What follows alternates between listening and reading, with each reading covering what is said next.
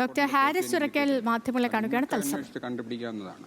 എനിക്ക് അതിൻ്റെ കോപ്പി അതിൻ്റെ ഈ വിശദീകരണ കത്തിനകത്ത് അവർ തന്നിട്ടില്ല. അവരെന്താണ് എഴുതിയിരിക്കുന്നതെന്നും എനിക്കറിയില്ല. കാരണം അവർ അതിൽ വന്നിട്ടുള്ള എല്ലാ 4 പേരും എൻ്റെ സഹപ്രവർത്തകർ തന്നെയാണ്. എൻ്റെ കൂടെ പല പ്രാവശ്യം ഒരുമിച്ച് വർക്ക് ചെയ്തിരുന്ന ദേവകുമാറും പത്മകുമാറും കോമതി മാഡവും രഞ്ജു സാറും ഒക്കെയാണ്. അപ്പോൾ അവരൊന്നും എന്നെപ്പറ്റി അങ്ങനെ മോശമായിട്ട് എഴുതുന്നില്ല. അവർക്കൊക്കെ വർഷങ്ങളായിട്ട് ഒരുപാട് വർഷങ്ങളായിട്ട് ഡോക്ടർ ഹാരിസിനെ നന്നായിട്ട് അറിയാവുന്നവരാണ്.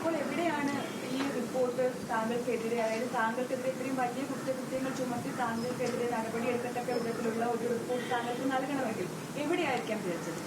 അതെനിക്കറിയില്ല. അത് സമയം വരും, അത് കണ്ടുപിടിക്കാം. എങ്ങനെയാണെന്ന് കണ്ടുപിടിക്കാം.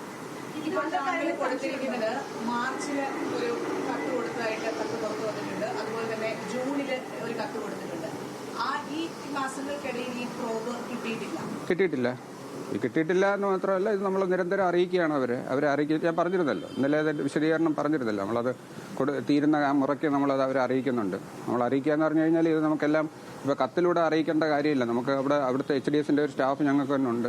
അവരവിടെ സാലറി വാങ്ങിക്കാൻ പോകുമ്പോഴും മറ്റേ ആവശ്യത്തിന് പോകുമ്പോഴും അവർ പോയി പറയാറുണ്ട്. ഷഹാന എന്നാണ് ആ കുട്ടിയുടെ പേര്, ഷഹാന. ആ കുട്ടിയോട് നിങ്ങൾക്ക് വേണമെങ്കിൽ ചോദിക്കാം. അത് ഞാൻ ഇന്നലെ വിളിച്ച് ചോദിച്ചിരുന്നു, നീ പറഞ്ഞിരുന്നോ? അപ്പോൾ അത് പറഞ്ഞു, പല പ്രാവശ്യം അത് പറഞ്ഞിട്ടുണ്ട്. പിന്നെ നമുക്കെന്ന് പറഞ്ഞു കഴിഞ്ഞാൽ ഇതിപ്പോൾ കത്ത് മുഖേന അറിയിക്കാനുള്ള ഒരു വലിയ പ്രശ്നം എന്ന് പറഞ്ഞു കഴിഞ്ഞാൽ നിങ്ങൾ പറഞ്ഞാൽ വിശ്വസിക്കത്തില്ല. അത് പറയാൻ എനിക്ക് നാണക്കേടുമുണ്ട്. ഈ കത്തടിക്കാനുള്ള പേപ്പർ വരെ ഞാൻ പൈസ കൊടുത്ത് വാങ്ങിക്കണം. കാരണം അവിടെ ഒരു പ്രിന്റ് എടുക്കാനുള്ള ഒരു പേപ്പർ പോലും നമുക്ക് അവിടെ കിട്ടിയിട്ടില്ല.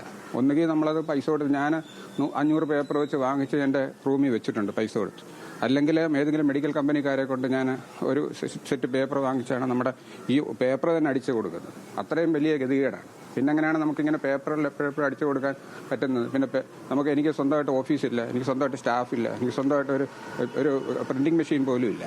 അത് പിന്നെ നമ്മൾ പലരുടെയും കൈയും കാലം പിടിച്ചിട്ടാണ് ഇത് എഴുതിയൊക്കെ കൊടുക്കാൻ. അതിനൊന്നും എനിക്ക് ടൈം കിട്ടത്തില്ല. മാത്രമല്ല, നമ്മൾ ഒരു പ്രാവശ്യം ഒരു ഡിപ്പാർട്ട്മെന്റ് മീറ്റിംഗ് കൂടി വളരെ സീരിയസ് ആയിട്ട് ഒരു അത്യാവശ്യമുള്ള ഒരു കാര്യം, അതിന്റെ ആ ഒരു ആവശ്യകത മനസ്സിലാക്കി നമ്മൾ എഴുതി കൊടുക്കുമ്പോൾ അത് പേഷ്യന്റ് കെയറിനുള്ള സാധനമാണ്. അല്ല നമ്മുടെ അവിടെ എന്തെങ്കിലും ടൈല് മാറ്റിയിടാനോ അല്ലെങ്കിൽ ബാത്റൂം കെട്ടാനോ ഉള്ളതൊന്നുമല്ല.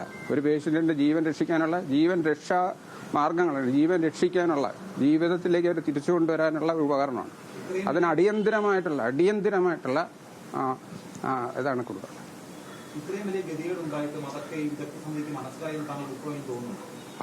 വിദഗ്ധ സമിതിക്ക് അത് മനസ്സിലായോ എന്തോന്ന് അറിയില്ല. അതെന്തായാലും അത് എല്ലാവരും മനസ്സിലാക്കണം. അത് ഇതിനകത്ത് സാമ്പത്തിക പ്രതിസന്ധിയൊന്നും ഇതിനകത്ത് വരേണ്ട കാര്യമില്ല. സാമ്പത്തിക പ്രതിസന്ധിയൊന്നും അല്ല ഇതിൻ്റെ അകത്തൊക്കെ കാരണം. സാമ്പത്തിക പ്രതിസന്ധിയൊന്നും അതിനെ അഫക്ട് ചെയ്യാൻ പാടില്ല. ഒരു പൗരന്റെ ജീവിതത്തിനെ സാമ്പത്തിക പ്രതിസന്ധി ഒരു കാരണവശാലും അഫക്ട് ചെയ്യാൻ പാടില്ല.